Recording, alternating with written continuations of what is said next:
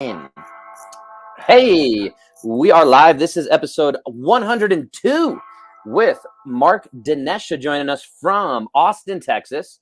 And we knew each other back in New York City, staying in touch. And this guy's been doing some very cool stuff, and I wanted to share that with you all. And he requested some Hell's Bells, AC/DC. And Mark, if you haven't figured out, the camera is reverse.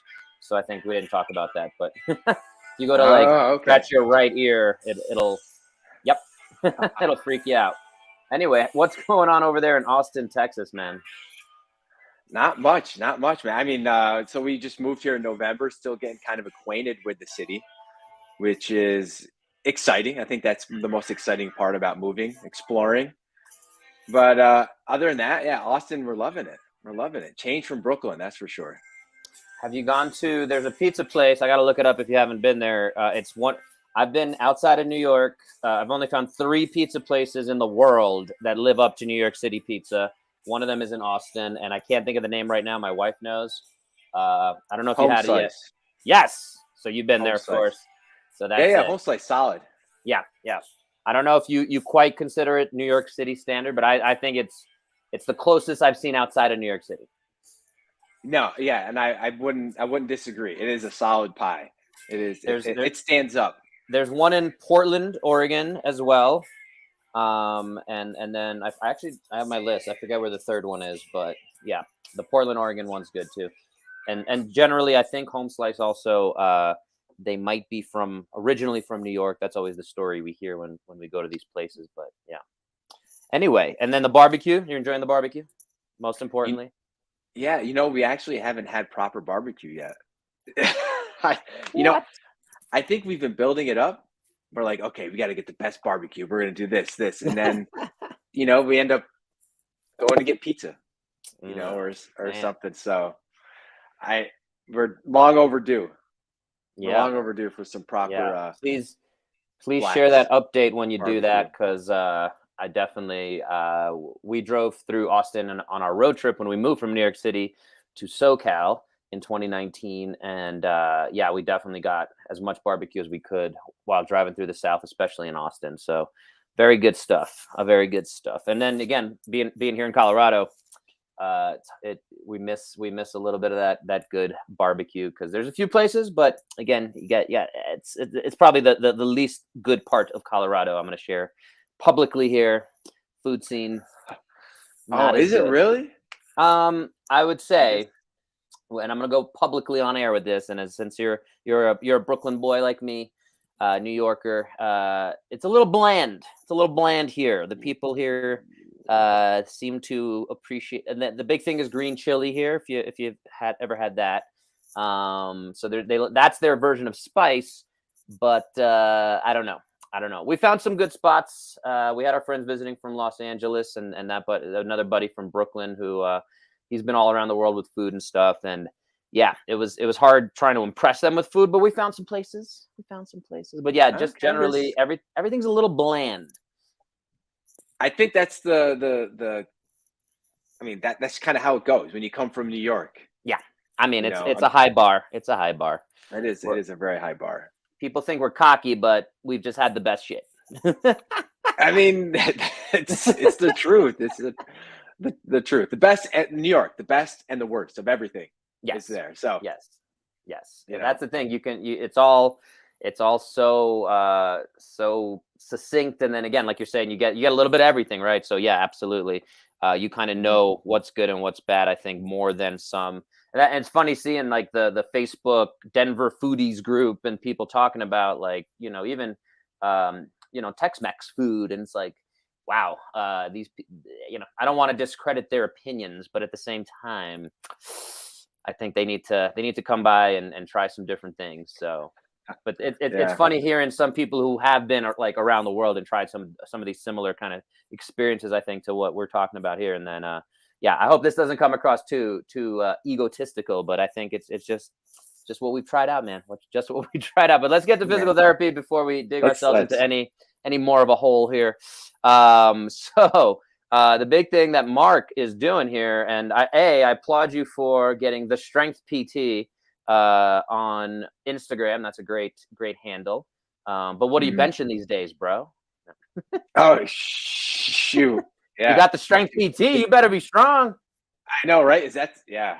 That's an old handle. I actually don't even really post on there much anymore. That was back in the day. Back in the day. I don't even bench that much anymore. I'm just I kidding about the think bench. Obviously, yeah. benching's a little bit of a not the most important thing ever, It's but not the best indicator I mean, of yeah, overall strength. yeah. Well, you're the strength PT, man. You tell us. What's the best Yeah, right? indicator of fitness? Are you still Definitely this. doing a little bit of CrossFit? Um, so I haven't really been doing CrossFit though. I, you know, CrossFit is very polarizing. I feel like love, hate. I've taken a lot of great things from CrossFit though. So I still do a lot of CrossFit type workouts. I'm not involved with any gym. Hmm. Um, Recently, what I've been doing a lot of is Muay Thai. Oh, So I've okay. gotten into that, and it's fantastic. Didn't realize how tight my hips were and Hmm. how horrible my hip range of motion was. But I knew it wasn't great. But then when you're trying to kick over your head, and it just doesn't look good. Doesn't look good. But it's getting better. It's getting better. So always working on myself. There you go. There you go. And then the other big thing that you did there was you took a sprinter van and converted it into a physical therapy mobile clinic, and that's the majority of thing. 2024 Transit, and that was fun to see, kind of on YouTube how you did that. And by the way, I think of all the physical therapists I've seen, I will certainly give you credit as the best video editor I've seen. Like every time, if you guys go check out any of his content, Mark has some of the best, cutaway scenes, B-roll footage, all that stuff. It's some Hollywood level production, man. Thank you. Thank you. That's a little side hustle stuff I like to do Yeah, and when tell us a when little I'm bit not about doing how PT. you developed that. I know, again. So anyone who, again, what shout out the other channel? I forget the exact name of it. I don't want to mess it up, but that you did the travels with Amanda. Yeah, yeah. So as we kind of alluded to, travel and eating around the world. So, I mean, you know our story, but I'll share it for anyone who's not familiar. 2016, Amanda and I, we both quit our jobs. I mean, it was planned. We didn't just like up and quit. We planned this out a year in advance. But we quit our jobs and took 18 months to travel around the world. And during that time, we did a lot of social media, YouTube, Instagram, all that stuff. That's where I learned to photography, videography, and we built up a decent following. We got to work with a lot of like some big brands, Adobe, T-Mobile, uh, Away Bags. I mean, there's a bunch. So yeah, we were really fortunate getting to work with these brands, and yeah. So now what I did actually when we came back to New York is I took what I learned with the video and photo side, and I actually got a job with the clinic that I was treating at, Hmm. working with their marketing team. Yeah. So that was something I was doing for a while. Awesome. Yeah. And just built those skills up. And again, we're in I think, culture and time where the economy requires us to have multiple skill sets. So anytime you can do that, leverage that. I had a recent guest on, F. Scott Feel, and he talks about, and his big thing is getting physical therapists specifically to get multiple revenue streams and diversify their kind of offerings. So there's a lot of different ways. He has a list of over 100 different ways you can kind of diversify stuff. So yeah, that's very cool Oh, that you were able to do that. Um, yeah, so bring us into and actually that reminded me, you guys did have a video, I remember, of like searching out the best pizza in New York City. Did you ever have a winner for that? we did. So Amanda was she loved Lucali's in Carroll Yes. Gardens. Yes. Solid pie. And then mine was DeFara's, Hmm. old school down Oh Avenue yeah. J. Unfortunately, I don't know if you heard, Dom, the main old guy who did the pizza there, passed away recently, but yeah, definitely. I think Defar was always my number one, old school, exactly. And then yeah, Mhm. Lucali's was a similar, but not as like you don't taste the soil from the hands in the pizza the way Yeah. you did with yeah, I mean, I was really fascinated. Dom, you could see his hands were just like blistered from, whatever it was. I think he was in his 80s, maybe 90s even. Yeah, yeah. I Um, think people think that I'm exaggerating yeah. when you say he'd stuck his bare Oh hand yeah. in You could in see these the hands pizza were, ovens, yeah. Yep, yep, yep. And you twisted them, watch, holding on to a counter with one arm, uh-huh. like he could barely stand doing this, but Yeah, and the whole process was really amazing to watch. Again, we're talking about physical therapy here, but I think there's some application of somebody who just like was a master of his craft. And yeah, they'd bring out the pie with just the crust, and then he'd rip apart like everything by hand and just put it on there. He'd grab a pair of scissors and cut the basil on there. He would shred the cheese mhm. on. It was incredible to see. I'm definitely getting some reminiscing going on there, but yeah. So that was the Lucalis and Dufara. And Lucalis is kind of the one Jay-Z and Beyonce would go to. That was always the thing there. So, but yeah, very cool. So bringing us all the way to entrepreneurship, and that was your first topic you wanted to talk about, the good, the bad, the ugly. And so you have this Sprinter van. You obviously invested in buying one, or at least paying for that. So big investment on getting a Sprinter van, or sorry, the Ford Ford Transit. Yeah. Ford Si Transit, big old. I think Sprinter van. I think those big, because that's what it is, right? It's a big van. You, exactly, and exactly. you gutted it out, so that's a big project. And then you kind of put your physical therapy clinic in there so that you can run around and go wherever you're needed, like Batman, physical therapy Batman, right? So yeah, tell us a little bit about that process for sure. Sure. So, I guess a common question is, how did you come up with the idea? And it was actually having a conversation with my barber Hmm.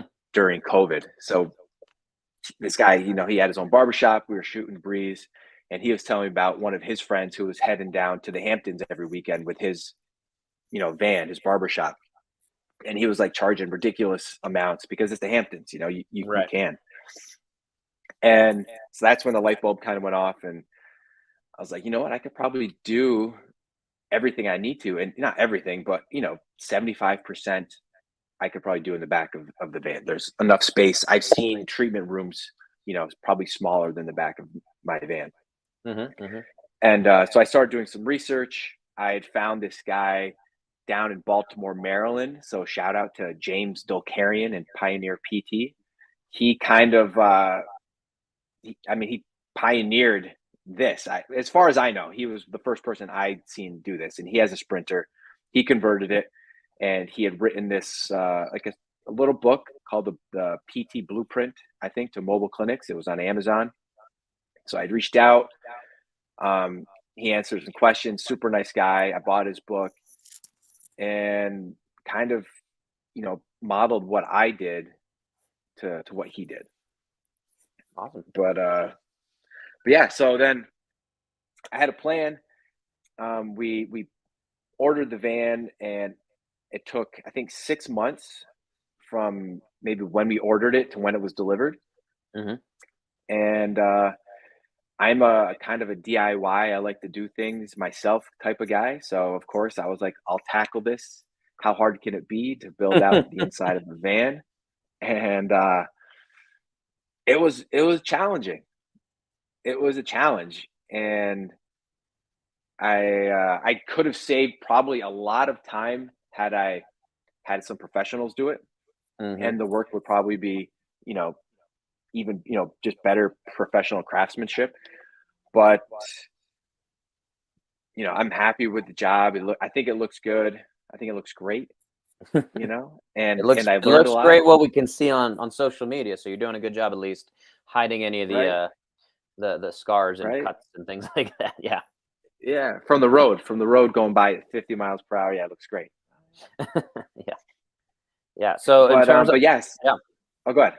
no, keep going. Oh, yeah. So I just like the build out ended up taking a year, probably off and on, and that's probably not the best business model or strategy, but but now if something goes wrong, I know where everything is and I'm able to fix it. I don't have to send it out to a shop necessarily. Yeah. So I'm happy. I'm happy with that. Yeah, that's awesome.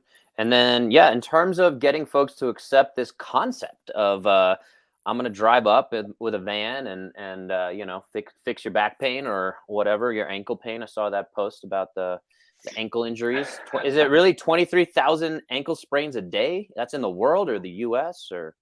That was, I mean, according to that research article. I didn't do a review of many articles. I just found one. Yeah, that seems like a lot. Does.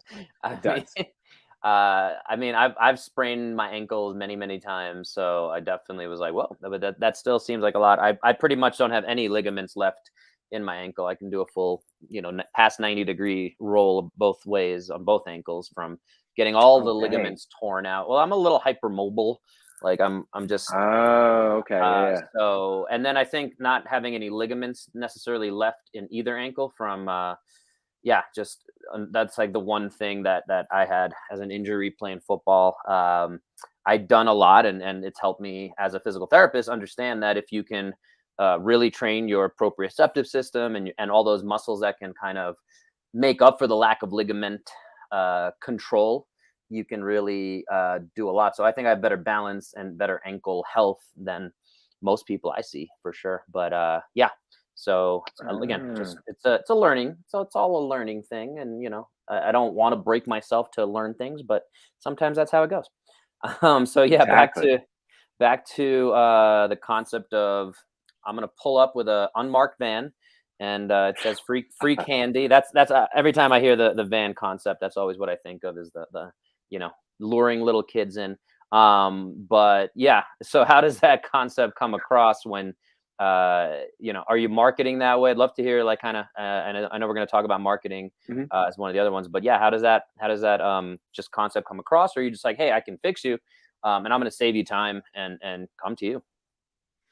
Yeah, there's, I mean, I feel like for some people, they're a little skeptical because how much space could there be in the back of a van, right? And so a lot of times too, when they first see the van, they're like, wow, that's bigger than I expected.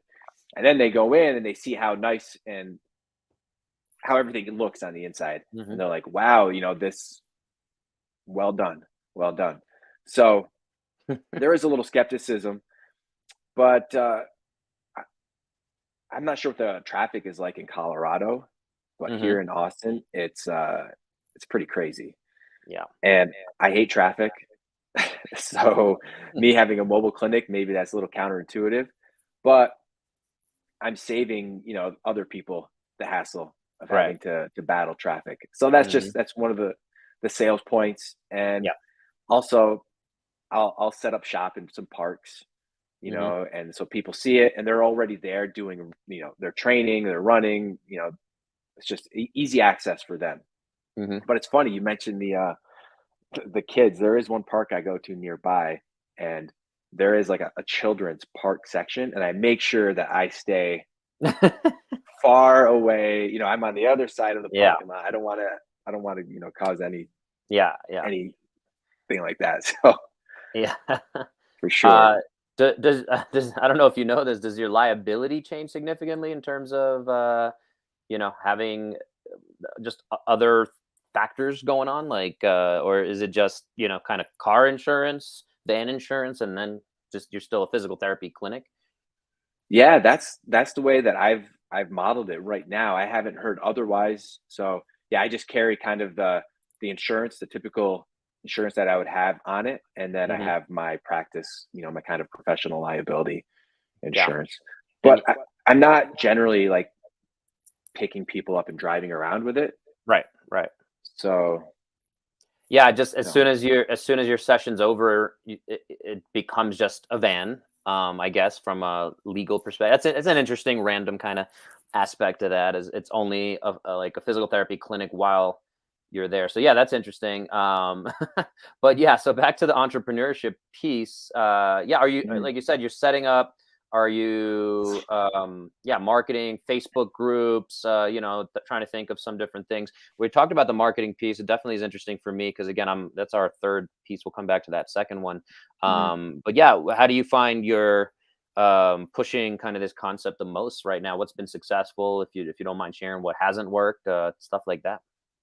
Yes, really, it's just been going. So I guess for me, getting the most, uh, action. The biggest payout is doing it kind of old school. Going to different gyms and different areas and just shaking hands, meeting people, Hmm. doing it that way. I like that was one of my misconceptions, I think, is moving here. I thought I would be able to just run a couple ads Hmm. and be like, "Oh yeah, I'll do it like Field of Dreams." If you build Right. it, they will come type thing. Yeah. And I haven't really done like any large ad campaigns yet. Hmm. So I'm I don't know, I'm always waiting on something. I'm always like, Right. "Oh, I'll wait. As soon as this is ready, I'll do Hmm. this." Just need to Yeah. do it. But I haven't run any large ad campaigns. So right now it's just a lot of kind of knocking on doors, meeting people, shaking hands, handing out cards, Hmm. and relying on word of mouth. Yeah, yeah. And that's been one of my big driving points as well as as a kind of similar. And I do something similar. Consider myself or part of my business concierge physical therapy. So I still throw the massage table in the back and like similar to you. I think we don't need a lot of equipment if you kind of if you're a relatively good physical therapist. It's nice to have some of it, but yeah, you should be able to just have the person in front of you and have a conversation. And if there's things that you do need, we can certainly refer out, or I also get people online and I'll send videos of how to do certain things if I don't have the squat rack there in front of me necessarily when I'm treating. But yeah, at the end of the day, I do think there's a lot of power there. And the thing that's driven me the most, not just if you build it they will come, but be so good they can't ignore you, which is a Steve Martin quote and Cal Newport book. That it definitely drives me of, yeah, at the end of the day, especially a big town like Austin, which is probably one of the most um you know modern, I've only been there a few times, but yeah, it seems to be one of the most quickly growing cities probably in America, and just very, very expansive, I guess, with a lot of the things coming in there. You got Joe Rogan there, so he's bringing all his energy. Yeah, um, right. yeah. So, but at the end of the day, yeah, it seems like a big place that you kind of have to compete. Again, same thing here in Colorado. We have a lot of most people who live here come here because they want to be active. The mountains are right here. You got skiing, snowboarding, hiking, all these different things, triathlon. So very, very active population in general. It almost seems silly to not be active and live here. So therefore, you have a lot of healthcare practitioners who are dealing with that. So yeah, for me, it's definitely been just keep doing a good job with folks, healing people, and like you said, that'll definitely trickle down of word of mouth and things like that. That still seems to be the biggest approach, and fighting against a lot of these. There's just been a lot of what I've seen, and I'm sure again similar in Austin is kind of lowballing offers. People are like, well, I'll do that for like again, I'll pick on the chiropractors that I've seen here, and there's a few I've had some good ones on my podcast in the past, but there's also the hey, come in for $29 exam and X-rays, and then they sell them on a $6,000 6-month package, and people just don't know necessarily better than that, and there's this big disconnect of what we as physical therapists do. So that's another question I have for you, because I've almost felt like I've had to move away from physical therapy, the term, Hmm. because most people are like, oh, well, you're a physical therapist. I can just go see my physical therapist who's in network. I don't know how you're different. And, theoretically, the in network one's going to be cheaper, or even theoretically free if they don't have a copay, or if they do have a copay, it might only be whatever, 20 or $50. Sometimes those numbers don't make sense, especially if they have to go 3 times a week for the next 6 weeks. And then you compare it to seeing me maybe 3 times over that entire period. So I might actually be cheaper. I don't know, again, how your price structure works, but in terms of the term physical therapy, is that still something you found you've had to explain further in terms of higher quality care? Yeah, definitely. I think that's probably something that the profession as a whole kind of needs to work on. And no one really knows what physical therapists do. It's still people will ask, okay, so you're a PT. What do you do back? Will you crack my back? Will you do acupuncture? Will you do massage? Will you do this? And it's, I feel like we have our hands in so many different pots. We got a little bit of this, a little bit of that, a little bit of that, but we haven't really mastered. I mean, we do exercise. That's what we know, exercise and movement. But I don't think the general public understands, the majority of them anyways, don't really understand the benefit of that. And even still, they would be like, exercise. Why don't I just get a personal trainer?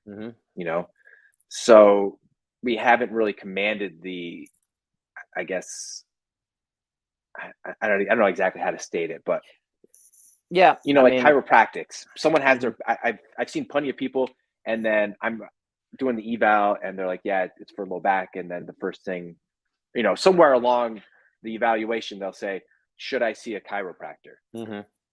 And I'm not sure necessarily that people are going to chiros and then saying, should I go see a physical therapist? I'm not sure if it's working out that way. People just have, back pain, neck pain. All of a sudden they're like going to a chiro, and it needs to be that way for physical therapists. I feel like that should be one of the first options that people think of. But unfortunately, with referrals and barrier, like, it's just not as easy for people to get to us. Are you, just to clarify, are you 100% cash based? You don't do any insurance? So right now I am cash pay, but I'm working on getting credentialed now with a few insurances.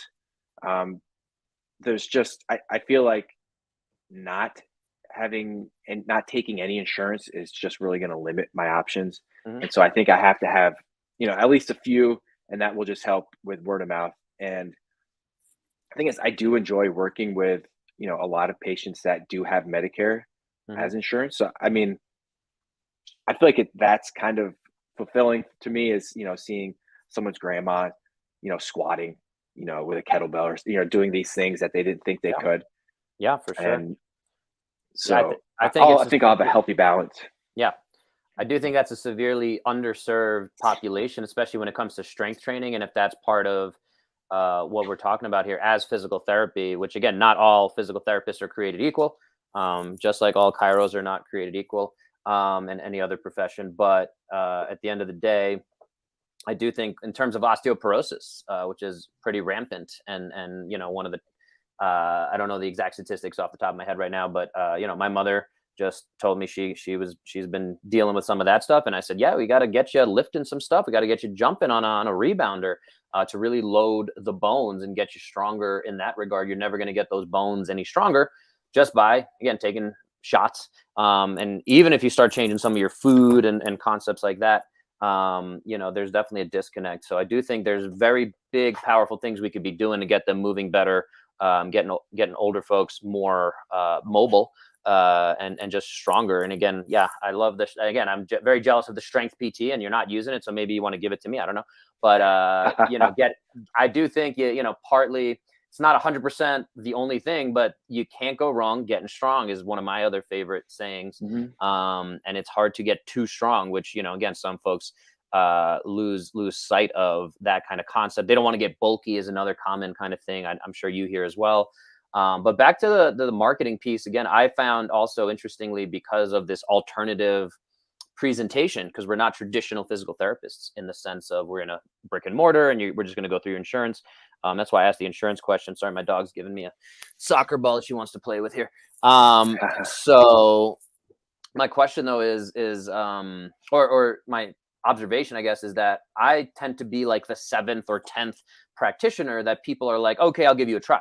Because again, they've tried the injections, they've tried chiropractic, they've tried all these other things that just end up not addressing their actual issue, their actual limitation, their actual root cause of injury. And they've just been chasing the symptom of, again, having some hip, back pain, whatever. And I just had a great episode I did with one of my, one of the CrossFit coaches I helped, who wasn't able to squat for 2 years. And again, she kind of highlights it, and she's like, yeah, I went to see this specialist about the hip, and then they did an MRI, and then they did this, and then they sent me to the back specialist, and then the back specialist sent me here, and then she's had chiropractic and acupuncture and all these other things. And sorry again, dog ball. No. I need to stop doing that. Anyway, so my point is, yeah, I think that there is almost a niche there. There is almost a way to present that and hope that folks will find us sooner, rather than going through these kind of traditional systems. So yeah, I don't know if I have a question in there. I just thought I'd kind of share with you my own frustrations to some extent. Yeah, you make a perfect point, and I guess one of the ways I sell it, as far as which I'm sure any other cash pay probably clinic does this, is that most of these other clinics that do take insurance, they can only see one person every maybe 15 minutes, half hour, 45 minutes, just because of reimbursement rates. Hmm. So they only have so much bandwidth, and then you are one in a caseload of maybe that day they may see 15 people, and then throughout their entire caseload they may be seeing 30 or 40 people. So they can't dedicate that much brain power if you have a case that's a little bit more challenging, or that's kind of something that's maybe a little bit out of the ordinary. Whereas I have dedicated time, and I also would cap. I also will have a cap. I won't have this massive caseload. I don't need to have a massive caseload. So Hmm. I think it's just another benefit. Yeah, for sure, for sure. Yeah, and again, like I almost I'll do at least a 90-minute to a 2-hour assessment is my goal always, because there's just so many things I want to get through, especially if it's not a very specific, like I have pain right here, and like, okay, you've already got the x-rays and kind of we're just dealing with that. And again, in the insurance model, if you come in with a diagnosis or an issue with, again, like your shoulder rotator cuff, you have a tear there, like they're only going to reimburse you if you're dealing with that also. So that's a Hmm. limitation of what you're able to do. Again, if I see that, I want to start working on breathing. I want to go all the way down to their diaphragm, and make sure they're breathing properly. I want to make sure the neck mechanics are proper. I want to make sure everything down the chain, the arm is working proper, on top of the scapular strength, and not just addressing where the pain is. So and unfortunately, yeah, we all want to chase pain, and you have pain in your shoulder, you want to make that feel better. I get that. But it's again not the thing that cures, unfortunately, most shoulder pain. So again, I think that's where we're kind of talking about treatment approaches. But coming back to your second topic, since we skipped over that one, want to make sure we don't Hmm. miss that one, is exercise health accessibility, the app subscription services that are out there. So tell us why that is of great interest to you. So I guess it's just opening a lot more doors Hmm. for physical therapists, and it's not even physical therapists, but health professionals in general. And this is something that I had talked with one of my coworkers, years ago. This is all pre-COVID, before the big boom of kind of online subscription exercise things. And unfortunately, I missed the boat on that, I think. And now it's just, who doesn't have, I mean, there's just a lot of different options, a lot of Hmm. apps. There's a lot of, programs you can get for better or worse. I think a lot of them aren't super specific, but I Hmm. don't think that's necessarily the goal for some of these either. But it's good that they're getting people moving and thinking about, health and exercise and all that. Yeah. But Yeah. Yeah, and I think unfortunately, like you're saying, they're very incomplete solutions. I mhm, think again, the folks see the technology, folks see the thing in front of them. Again, Peloton is great to get folks moving, but it's an incredibly incomplete solution to overall health and fitness. And again, when you think of how the human body works, it's one, maybe two very specific aspects of health and fitness. Especially if you think of like a we'll go with the CrossFit, 10 general physical skills that we should all be doing, right? There's agility, accuracy, balance, coordination, strength, power, stamina, blah, blah, blah. So yeah, it's incredible that, again, folks get caught up in this. And yeah, I get, again, like you're saying, especially during COVID, people are like, cool, I'll drop $2,500 or $3,000 on this Peloton bike. And then they have access to the thing, the monthly service. And then, of course, they added the treadmill feature. They added, some body weight type stuff. And if you have 3-pound dumbbells, cool, let's go off of that. They saw that there was a piece missing there.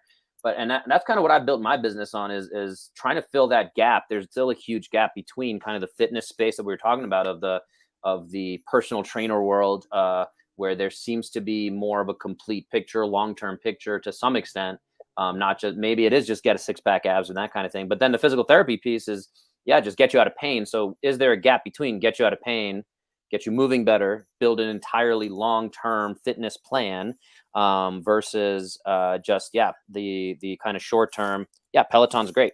But yeah, so I don't know if there was more to apps, or is that something that you're looking to build upon or kind of make your own version of it down the line? I mean, maybe down the line at some point. The thing is, I just I don't want to forever be Hmm.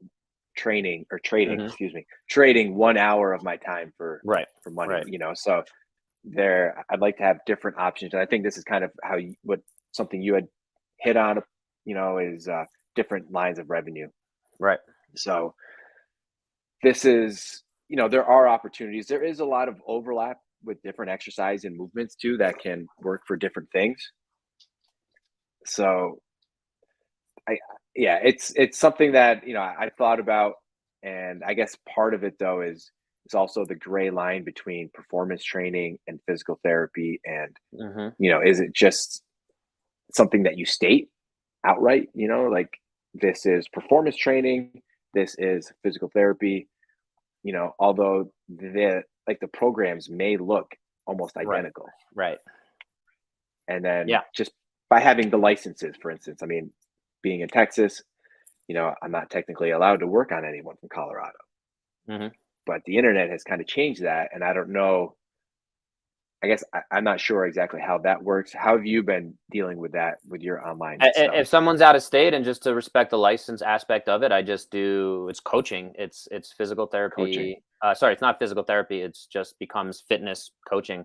Just because I have a physical therapy degree and I'm licensed in the state of Colorado, sure, there's definitely different ways to think about that. I mean, again, there's so much going on, and so many things where people, we've actually gotten crazy stories of folks who use terms like functional medicine, which has almost no regulation, pretty much zero. And again, you have folks kind of practicing medicine without a license, not just physical therapy. So, and we talk about the insurance piece, malpractice insurance, and again, it's interesting. Physical therapy has such a low incident rate. So again, because of the education I think that we have at a doctoral level, all that good stuff, um, you know, it's going to take a lot for you to really damage and hurt a human. And again, no one wants to do that. But again, because we have such a high level of training, we have such low incidences, and so our insurance is very, very low. I think that it might even be lower or comparable to some personal trainer levels of insurance, because there's almost I don't want, again, not a judgment, but lesser training. They're not at a doctoral level. I think even if somebody's at a master's of exercise science, that's still technically a lower level than a doctorate of physical therapy. They probably haven't worked on cadavers. They probably haven't gone as in depth as we have. So there's some interesting stuff there when you get into it. But again, at the same time, there's definitely personal trainers who have far exceeded the knowledge base, especially when it comes to exercise and nutrition, than most physical therapists I know. So, we Yeah. end up talking about the professions and some of the gray lines in there on this show a bit, but I do want to always come back to the fact that, yeah, it still comes down to the individual, and there's a lot of variability there. But in terms of protecting ourselves and kind of doing the right thing, I do think that, yeah, if somebody has a tendon issue, which a lot of the times I'll share the fact that I think I'm excellent at identifying tendon issues, a tendinopathy, a problem with a tendon,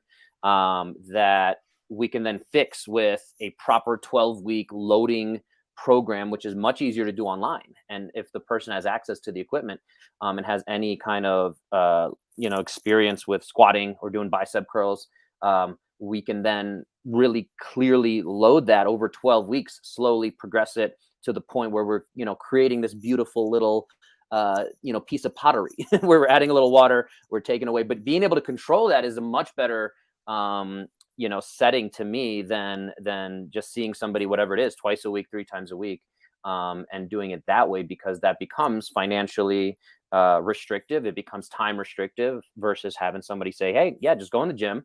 You're going to do back squats for the next 12 weeks, 3 times a week.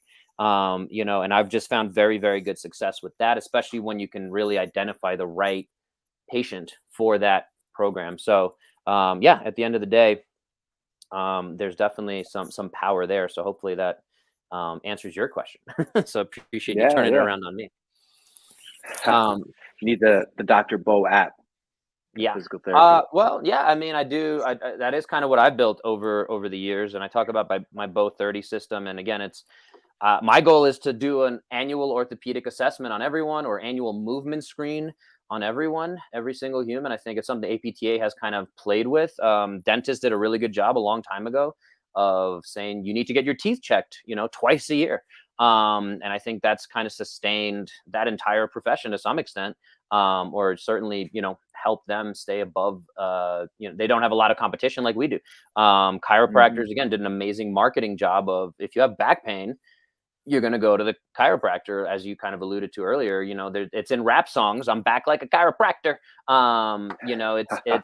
It's a marketing thing for sure. And I think that is one of the problems with physical therapy. We're all very, most of the people in the profession are very, very altruistic and want to do right by the patients. And we like to kind of follow the rules, so to speak. Not that other professions don't, but I do think it's been a limitation in, hey, we have women's health, we have, again, Medicare populations, we have all these messages that get crisscrossed, geriatrics, pediatrics, the whole gamut of that, and things just get lost. And then we got to fight for Medicare reimbursement. That becomes the primary thing that we can maybe all agree upon as a profession, or becomes the biggest threat to us, to fight for 2% Medicare cuts. And, again, I was involved with the APTA for a while when I was a student, and I just got burnt out on it. And it definitely moved me away from saying, hey, why don't we go directly to the people, and starting to see kind of some of these exercise health accessibility pieces like you're talking about. Of Kelly Starrett was a big thing. He just, started posting videos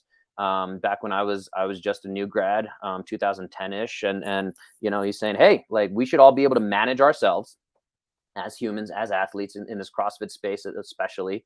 And, again, you start going down these paths, but yeah, to bring it back a little bit is that's kind of what I've built is, having this annual orthopedic screen. I give people a report card saying, hey, you're not hinging very well. Like, you might be moving well in some capacities, but it's like, going to school, getting a report card. Your physics grade is just not doing good. We need to get you some tutoring in physics, and we need to spend some time on that, or Spanish, or whatever the subject is. Just like in school, we have that same thing with our body. Again, if you're great at Peloton, you might need to be doing a lot more extension-based, rotation-based stuff to kind of balance the concept there. Jumping, all these different things that we could be doing to really make sure your body is going to be the best it can. You're going to diversify your investment in your body over the next 30, 40, 50 years. So anyway, I don't want to go off on my tangent, but No. And I think that's fantastic. And that would be, if that's something that they were able to incorporate, that would be great for the profession, and it would be great for society as a whole. Just like you said, like an annual indicator on how you're moving. And I think something like that, they don't really see the value in it until they've done it for a few years. And then all of a sudden they're like, oh, 2018 Mark used to do this, and now 2022 Mark. And then you can kind of see the change over that time period and pinpoint it. Yeah. And I think that's one of the beautiful things about CrossFit is, again, and that's one of the things that drew me in, was it's observable, repeatable, measurable. It's kind of very scientific approach. Again, there's obviously all sorts of bad ways CrossFit happens, and you see all the fail videos on Instagram. We can joke about that stuff, but at the end of the day, it's, if you're deadlifting more in 2020 than you were in 2018, like you're saying, there's some progress there. We can measure that. We expect some decline as we age, but yeah, you should still be able to, as a human being, deadlift at least 1.5x your body weight. If you can do that, like, we know that's a corollary of pretty good function and health for a long term.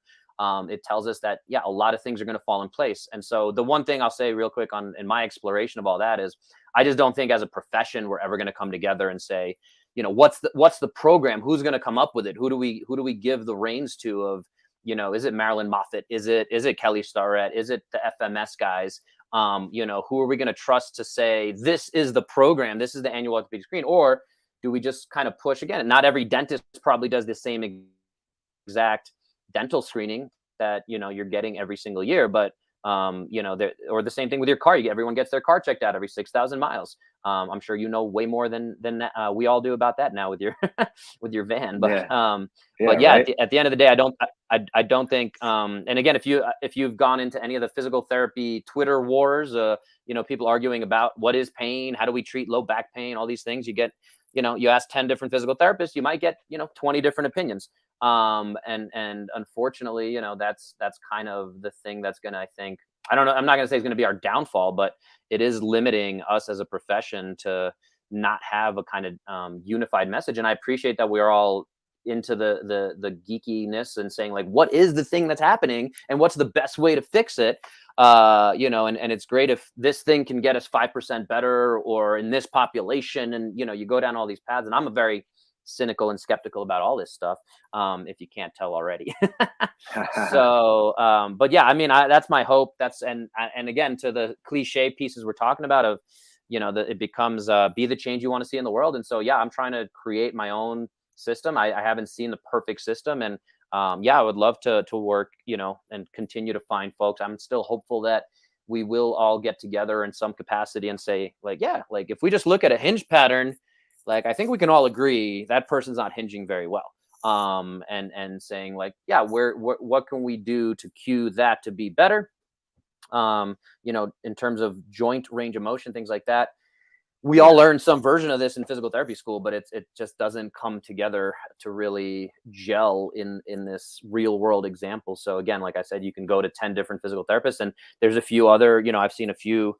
And that's my last question I kind of want to leave off on, I think, is have you connected with other than your one guy in was it Maryland or is that what you said, the one guy who wrote the book? Yeah. So other than that, have you connected with other, well, there's concierge physical therapists like myself who just drive to folks' homes with a massage table, but have you connected with other kind of van physical therapists or mobile practices the way you have? Again, I've seen a few.